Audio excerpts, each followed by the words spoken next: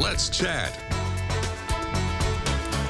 We are so glad to have you here on Let's Chat. It is Tuesday. This is May 14th.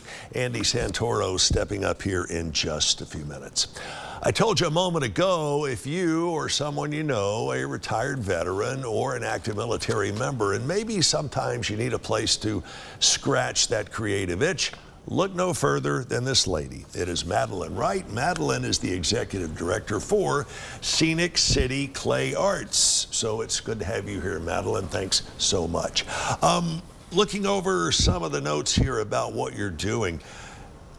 Pretty cool, first of all. We'll get that right on the table. Tell me a little bit about what you do at Scenic City Clay Arts. Yeah, well, thanks for having us, first of all. We are a nonprofit pottery studio based in downtown Chattanooga. We offer studio memberships, classes for all ages and skill levels, and community outreach programs with our partners like La Paz, Girls Inc., Urban League, so that we can get clay arts into the hands of anyone who wants to experience it. I dabbled in ceramics and even had a pottery wheel many, many years ago. Really? And the best thing I ever turned out looked like crap. I'll just tell you.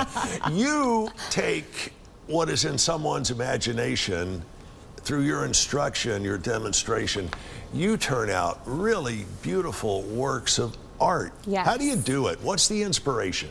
Yeah, well, it's so much about the process and not so much about the outcome, right? So it is hard to throw on the wheel, but also it gets you really centered, really embodied to spend time with clay.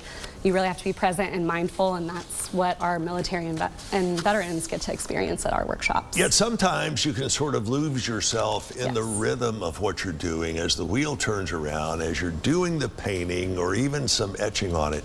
You can kind of lose yourself in that rhythm. Absolutely. And when you come out of your trance, for lack of a better word, you have something beautiful. Yes. How are you taking this and applying it to members of the military or to retired veterans? Yeah, so we offer this veteran and military family program workshop twice a month. It's completely free to attend.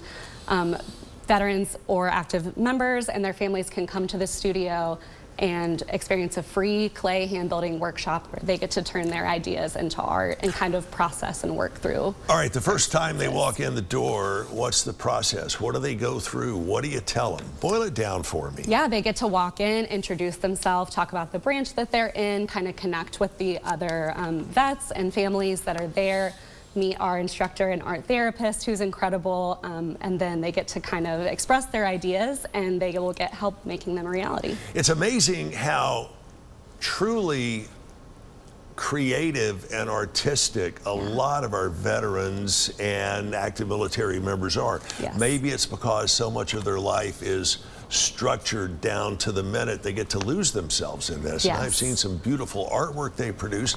I've seen and heard some incredible music they have turned out. Yes, absolutely. You have an exhibit coming up featuring works that our veterans have done, correct? Correct, yes. So 10 students from this program over the last 4 years, some have been coming all 4 years, are featured in an exhibit at Association for Visual Arts, or AVA, on Fraser Avenue. Some sculptural pieces, some more functional pieces like mugs, but their work is on display showing kind of that therapeutic and creative process they've been going through these last few years. How many pieces will you have on display? Some artists have multiple pieces, some just have one. We're in the second room in AVA. There's about 15, 20 pieces in there. It certainly is an amazing thing that you were doing, and I wanted to ask you this, and I know it may seem a little deep or philosophical or what have you, but love it. What is the underlying feeling that these artists take away after some of your classes? I would say a calm. They get to move that emotion through their body and put it into artwork, and that helps them process and become centered and work through that emotion from beginning to end. And they also get this sense of community from sharing that with other vets and artists. What kind of gratitude do you hear from them? Oh, some are so thankful this program. They came in and weren't artists at all, and now they're selling work at AVA. It's incredible how much this has transformed some of their lives. And that's got to make you and the other members of AVA feel really, really good. Really, really powerful and very grateful for us as well to take part in this program. And you find yourselves bonding with these folks even after class, right? Yeah, absolutely. Some become donors, some become members at the studio. They stay involved and are really huge advocates for our work, which we appreciate. Tell me what is very significant in most of the artists being military and veterans. Well, I think it's just such an afterthought for that community to be creative. As you were saying, they might not be their first instinct to come to clay or to come to music to self-express, but when they find it, they have a lot of emotion to work through. All right, the exhibit is going on from when to when? It's open now through June 14th.